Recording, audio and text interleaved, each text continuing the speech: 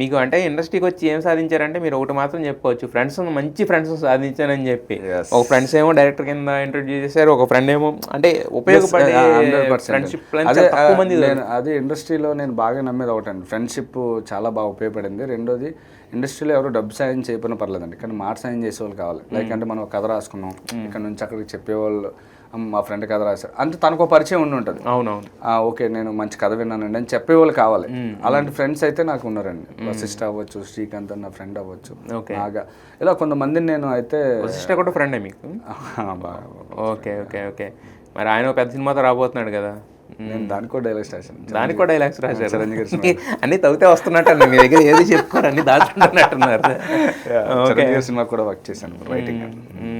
ఎలా ఉండబోతుంది మరి అని మీకు తెలిసింది చెప్పండి. అంటే మాకు అంటే లీక్ చేయకూడని అలా లేదు, అదే లేదు. సినిమా చాలా బాగుండిపోతుంది.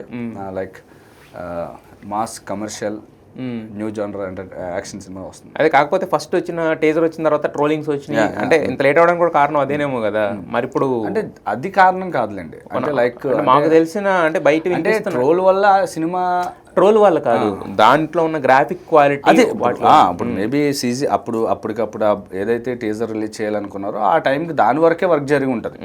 సో దాని తర్వాత సినిమా అంతా వర్క్ చేయాల్సింది చాలా ఉంది, ఎందుకంటే మీ అందరికీ తెలిసిందే సీజీ చాలా ఎక్కువ ఉంది సినిమాలో అనేది. సో చాలా ఎక్కువ ఉంది వర్క్.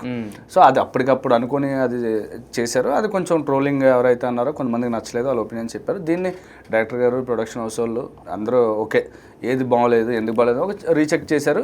ఆల్రెడీ వాళ్ళ ప్లానింగ్ బ్యాకప్ అంతా ఒకటి జరుగుతుంది, ఎందుకంటే అంత సినిమా ఉంది కాబట్టి సీజీ వర్క్ అంతా ఎక్కువ ఉంటుందా, సీజీ వర్క్ ఉంటుంది. సో దాన్ని ఓకే ఇక్కడ నుంచి ఇలాంటి రిజెక్ట్ వచ్చినప్పుడు దాన్ని సరి చేసుకొని నెక్స్ట్ లెవెల్ అవుట్పుట్ ఇవ్వబోతున్నారు. ఓకే, అంటే చిరంజీవి గారు ఇప్పుడు 150 సినిమాలు పైన చేశారు.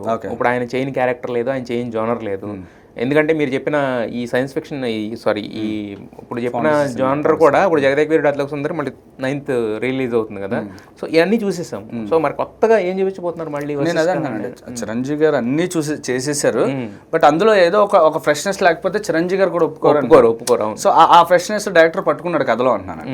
అంటే మొత్తం అంతా నేను ఆయన క్యారెక్టర్ కానుంచి ప్రతిదీ కొత్తగా డిజైన్ చేస్తామని ఇప్పుడు మీరు అన్న దాంట్లో మేము చెప్పలేం కానీ, బట్ ఒక ఫ్రెష్నెస్ అయితే కథలో ఉంది.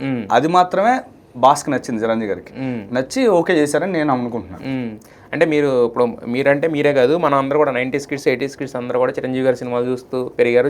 చాలా డైలాగులు ఇప్పుడు కన్నా కూడా చిరంజీవి గారు ఒక 10 డైలాగులు చెప్పామన్నా అనర్గంగా చెప్పేస్తాం, ఎందుకంటే అంత రిజిస్టర్ అయిపోయి ఉంటాయి. మరి మనకి ఒక రైటింగ్ షిప్లో కూర్చున్నప్పుడు రాస్తున్నప్పుడు ఎలా అవన్నీ మర్చిపోయారా, లేదంటే ఆ టచ్ ఉండేలాగా ఏమన్నా కొంచెం ఆ వింటేజ్ చిరంజీవి లుక్ అనేది బాగా వినిపిస్తుంది? లైక్ లుక్ కూడా బాగా సెట్ అయింది యాక్చువల్లీ, చాలా అద్భుతంగా వచ్చింది అందరూ, అది మాత్రం బాగా అప్లోజ్ వచ్చింది. బట్ మీరన్నట్టు చిరంజీవి గారి సినిమాకి పనిచేసినప్పుడు గ్యారంటీగా మనం ఎంత ఆలోచించినా ఆయన వచ్చేస్తుంటారు, ఎందుకంటే ఆయన చిన్నప్పటి నుంచి ఫేస్ టర్నింగ్ ఇచ్చుకున్న డైలాగ్ కానీ ఇవన్నీ మనకి ఇమీడియట్ గా నోటి మీద కదిలేరు డైలాగులు కదా.